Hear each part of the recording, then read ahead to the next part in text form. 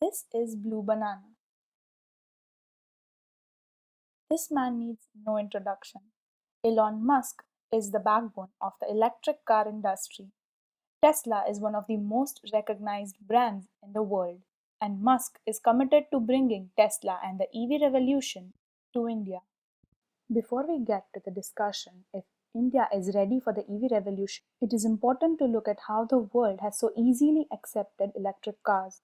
In 2020, despite the pandemic, the plug-in vehicle sales reached almost 3.2 million. That's a 43% growth from 2019. To give a gist of the power of the EV revolution, in 2015, only about 500,000 plug-in cars were sold.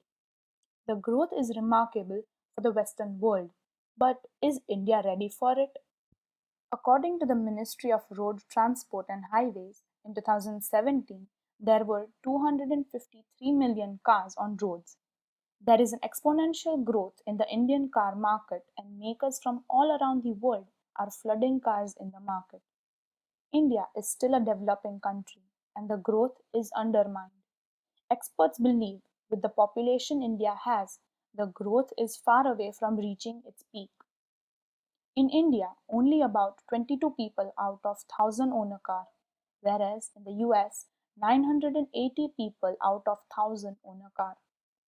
While the ownership of vehicles per 1,000 people in India has increased from 67 in 2001 to 167 in 2015, there is a key difference to be considered which makes the Indian market more different from its Western counterparts.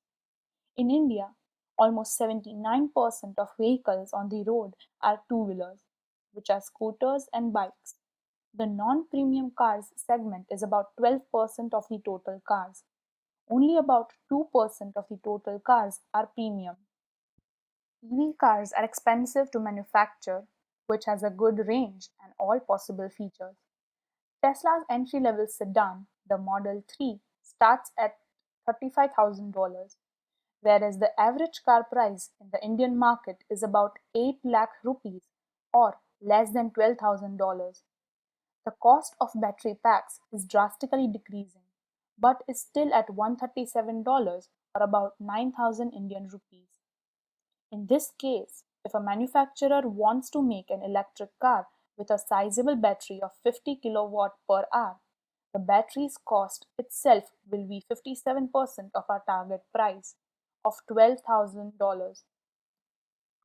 The Indian government and the car manufacturers know the severity of this problem, and only a reduction of costs will lead to a reduction in prices to a point where the average Indian can afford it.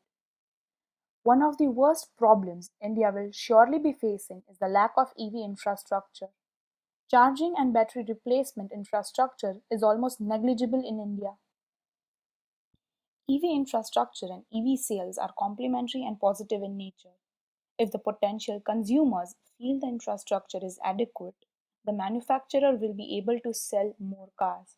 If the infrastructure is not present, the sales will be negligible.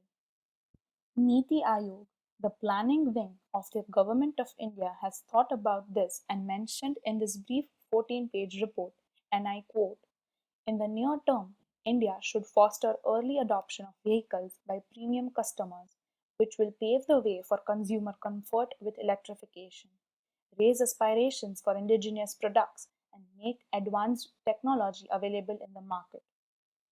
It is clear that the Indian government wants premium buyers with deeper pockets to buy the premium electric cars which Tesla and other companies will offer soon. The average Indian has to wait as there are no cars with a range that exceeds 500 kilometers on a single charge and will fit into their budget. I would like to conclude on a positive note. 79% of vehicles in India are two-wheelers. Indian companies like Ather, Bajaj, and Hero all have started producing electric scooters and bikes at prices similar to internal combustion engines. Scooters are used to commute in the city itself and do not require the robust charging network which cars need, and thus scooters are giving the much needed early push to the EV revolution in India.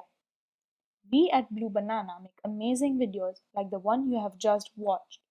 Please subscribe and stay tuned for more.